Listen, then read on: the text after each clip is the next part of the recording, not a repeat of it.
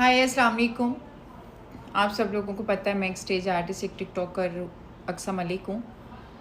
मैं आज आप लोगों से अपनी लाइफ के अबाउट कुछ बातें करने के लिए आई हूँ, अपनी पर्सनल लाइफ को लेके। आई नो मैं जानती हूँ सोशल मीडिया पे नहीं करनी चाहिए, क्योंकि आप सब लोगों को पता है कि मैंने आज से 1.5 साल पहले शादी की थी। उससे पहले मैं एक सिंगल मदर लाइफ जी रही थी, शोबिस कर रही थी, डाइवोर्सी थी और अपने बच्चों को पाल रही थी। एक इंसान मेरी ज़िंदगी में आता है आज से 1.5 साल पहले। वो मुझे दोस्त बन के आता है। मेरा कोई बॉयफ्रेंड या लवर या फ़ैन या कोई ऐसा नहीं था जिससे मैंने पैसे वैसे खाए हों। जैसे शोबिज़ के अबाउट लोग कहते हैं कि ये ऐसे होते हैं, वैसा ऐसा हमारा कोई सीन नहीं था। मैं उसकी रिस्पेक्ट करती थी। बात करते करते मुझे उसने कहा कि मैं शादी करना चाहता हूँ। मैंने उससे बोला कि मैं शादी नहीं कर सकती, क्योंकि मेरे ऊपर मेरे बच्चों की रिस्पॉन्सिबिलिटी है, मेरी मदर की ट्रीटमेंट, मेरी फैमिली में सब, मेरे ऊपर बहुत सारे लोगों की रिस्पॉन्सिबिलिटी है। मैं शादी नहीं कर सकती क्योंकि मैं शोबिज़ नहीं छोड़ सकती और मेरी कमाई का यही एक ज़रिया है। तुम मुझे अफोर्ड नहीं कर पाओगे, क्योंकि मुझे उसने अपने बारे में बोला था कि मैं एक स्टूडेंट हूँ। मुझे मेरा बाबा पॉकेट मनी देता है 50,000 महीना, और अभी मैं कुछ टाइम के बाद यूके स्टडी के लिए जा रहा हूँ। जब 4-5 साल बाद मैं पढ़ के स्टडी करके वापस आ जाऊँगा तो मैं पूरी दुनिया के सामने तुम्हें इज़्ज़त से घर बैठाऊँगा, इस तरह के ख्वाब दिखा के उसने मुझे शादी के लिए प्रपोज़ किया, लेकिन मैंने मना कर दिया।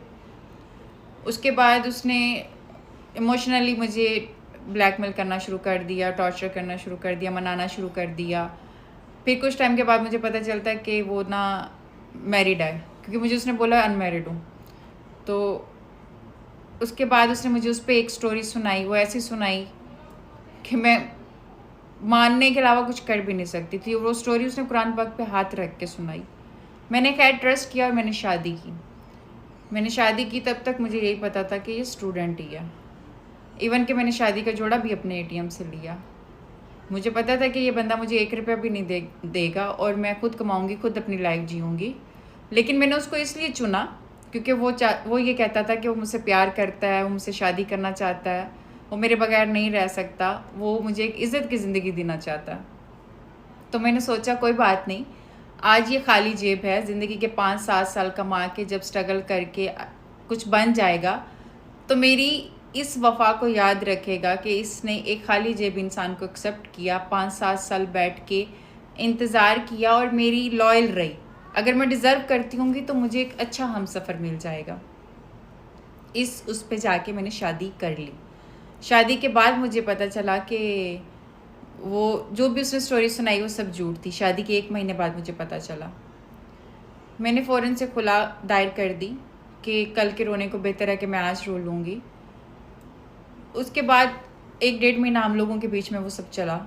मुझे इसने कहा कि मुझे एक और मौका दो, कुरान पाक उठा के फिर से इसने मुझे कहा मुझे एक और मौका दो। मैं खुद को अच्छा और सही साबित करने की कोशिश करूँगा। पहले मैं डर गया था, मैं प्यार करता था, हासिल करना चाहता था, जिससे भी इसने मुझे इमोशनली फिर से ब्लैकमेल किया। मैं मान भी गई और तब तक मैं बीवी भी थी, निकाह भी हो चुका था। तो मैं सोचती थी कि लोग कहेंगे अभी निकाह हुआ, अभी डाइवोर्स हो गई, शोबिज़ की थी, देखो डांसर थी, नहीं निभा सकी। ये चीज़ें हम लोगों के ज़हन में भी आती हैं। और लोग कहते हैं डांसरें बहुत रिच बंदे, अमीर बंदे ढूंढती हैं शादी करने के लिए, लाइफ गुजारने के लिए। तो मैंने एक खाली जेब इंसान को चुना कि शायद ये मेरा अच्छा हमसफ़र बन सके। इस 1-1.5 साल में मैं खुद कमाती थी, खुद अपने एक्सपेंस, अखराजात सब कुछ खुद अफोर्ड करती थी। घर की सुई से लेके पहाड़ तक जो भी खर्चा होता था मैं अपना खुद अफोर्ड करती थी। मैं 1 साल में, 1.5 साल में इस पे एक दिन भी डिपेंड नहीं हुई हूँ और मैं इसकी किसी कोई पैसे की रवादार नहीं हूँ, सिवाय 2-4 दफ़ा कि इसने मुझे 40-50 हज़ार रुपये भेजा है। वो भी कभी एनिवर्सरी थी, एक मेरी अभी एनिवर्सरी थी और एक दफ़ा ईद पे, इस तरह से करके सर मुझे 2-4 दफ़ा। मैंने आज तक कभी इससे पूछा नहीं तुम क्या कमाते हो, तुम्हारी सैलरी क्या है, तुम जॉब किधर करते हो, कुछ नहीं। मैं तो सिर्फ एक नॉर्मल बीवी बन के अपना रिश्ता निभा रही थी। 1.5 साल से बैठ के इंतज़ार कर रही थी। ये परदेस में था। मैंने इसको आजमाया, हम दोनों के बीच में लड़ाई हुई, ये ईद पे वापस आ गया। ईद पे आते ही इसने मुझसे सॉरी की, मुझसे सुलह की। सुलह करने के बाद ये वापस घर चला गया। फिर ये मुझे अपने घर लेके गया। मैं अपने ससुराल 1 हफ़्ता रह के फिर वहाँ से मैं वापस आई। मुझे ये मायके छोड़ के गया अभी लास्ट वीक, ये लास्ट फ्राइडे, ये जो कल गुजरा ये नहीं, परसों वाला, उससे पिछले जुम्मे ये मुझे यहाँ छोड़ के गया। जाने के बाद इसने मुझे इग्नोर करना शुरू कर दिया और क्योंकि पिछले 1.5 साल में हमारी कॉल जो थी वो 24 घंटे चलती थी, वीडियो कॉल। सो रहे हैं, जाग रहे हैं, खा रहे हैं, पी रहे हैं, हमारी कॉल चलती थी। तो जब अब ये वापस किया तो उसने कॉल मुझे करना कम कर दी। मुझे गुस्सा आया, मुझे लगा यार दोस्तों में मुझे इग्नोर कर रहा ना, तो मैंने इसकी कॉल उठाना बंद कर दी। ये मुझे रोज़ एक कॉल कर रहा था, एक मैसेज कर रहा था, कल 20 जून तक। मुझे ना शक हुआ कि नहीं, अब ये यारों दोस्तों में नहीं है, ये अब मुझे चीट कर रहा है ना। मुझे डाउट हुआ, बीवी थी, छठीस काम कर गई, मुझे शक हुआ और वो मेरा शक पक्क में निकला। अब ज़रा आप की वॉइस सुने।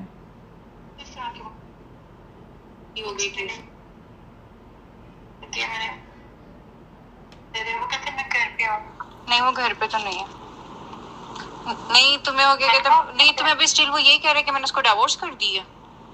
हाँ, कहते हाँ, डिवोर्स कर दिया मैंने। मेरा 1.5 महीने से उसके साथ कोई राब्ता नहीं है। 1.5 महीने से मेरे से कोई राब्ता नहीं।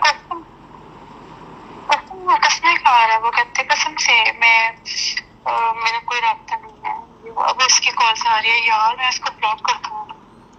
तुम इसकी कॉल मुझे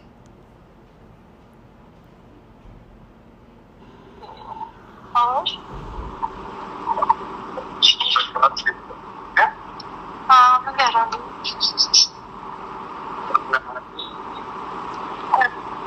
किस चीज का नहीं, घर से बाहर अभी तो नहीं आ सकते, कल देखते हैं। आप बताएं, आप क्या कर रहे हैं? अच्छा, एक बात बताएंगे तो आपने बोला था कि मतलब आपकी डाइवोर्स हो गई है, लेकिन टिकटॉक पे मैंने एक आईडी देखी थी अच्छा के नाम से, आपको पिन किया हुआ था।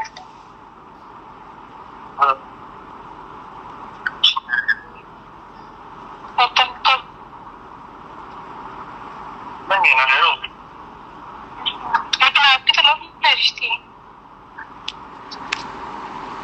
नहीं, मिलेंगे ना आपसे डिटेल में बात करूँ। सही है।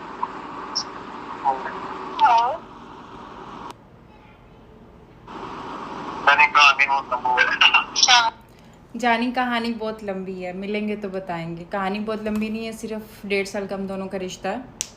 मेरा वीडियो बनाने का मकसद ये है कि एक वो भी सुन ले। ये सब उसका कल अफेयर सामने आने के बाद मैंने उसको कॉल किया, उससे मेरी कॉल नहीं उठाई। मेरा मकसद ये है कि मैं सिर्फ तुम्हें ये कहना चाह रही हूँ कि जो तुम उसको कस्में उठा के ये यकीन दिलाना चाह रहे हो ना कि तुम्हारी मेरी डाइवोर्स हो गई है आज से 1.5 महीना पहले, मुझे वो डाइवोर्स पेपर चाहिए आज से 1.5 महीना पहले वाली डाइवोर्स के। वो तुम्हें भी पता है, मुझे भी पता है कि कल 20 जून तक हम लोग नॉर्मल मियाँ बीवी थे, ये अफेयर सामने आने से पहले। तो मैं तुम्हें ये भी इजाज़त देती हूँ कि कल सुबह मंडे है, कोर्ट में जाओ, स्टाम्प लो, डाइवोर्स लिखो और ऊपर 1.5 महीना पहले की डेट लिख दो, मुझे वो भी कबूल है।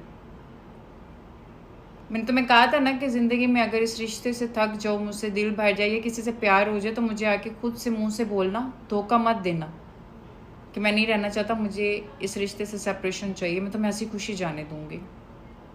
ये जो तुम मुझे दे रहे थे ये धोखा था, ये मैंने खुद पकड़ा है। और मैं इस लड़की का भी शुक्रिया अदा करूँगी कि उसने जो मुझे इसका चेहरा दिखाया वो मैं पूरी ज़िंदगी नहीं देख सकती थी। मेरा तुमसे बस सिर्फ इतना मुतालबा है कि जो तुम कस्में उठा के उसको यकीन दिला रहे हो कि 1.5 महीना पहले तुमने मुझे डाइवोर्स दे दी है, वो मुझे कल के दिन में वो डाइवोर्स पेपर भेज दो। इतनी हिम्मत करो, मुझे कम से कम कोर्ट में जाके खुला का केस दायर करके खुला ना लेनी पड़े, क्योंकि मैं सिर्फ अब एक ही अदालत में पेश होना चाहती हूँ और वो अल्लाह की अदालत में पेश होना चाहती हूँ। मेरे साथ रिश्ता कुरान पाक को गवाह करके, अल्लाह को हाजिर नाजिर रख के और यकीन दिला के बनाया था, और मेरा वकील भी अब अल्लाह है, वो फ़ैसला करेगा। मैं मकफ़ात अमल का इंतज़ार करूँगी। और उससे पहले तुम सच में एक मर्द हो ना, एक औरत को कस्में उठा के यकीन दिला रहे हो कि मुझे तलाक दे दी है, तो कल के दिन में मुझे तलाक लिख के भेज दो। तुम वो एक साबित कर दो कि तुम सच में एक मर्द हो। अपनी बीवी को, जिसको तुम एक औरत के सामने एक्सेप्ट नहीं कर सकते हो, उसको तलाक लिख के भेज दो, ताकि मैं पूरी दुनिया को बता सकूं कि मैं तुम्हारी बीवी नहीं हूँ, मुझे तलाक हो गई है।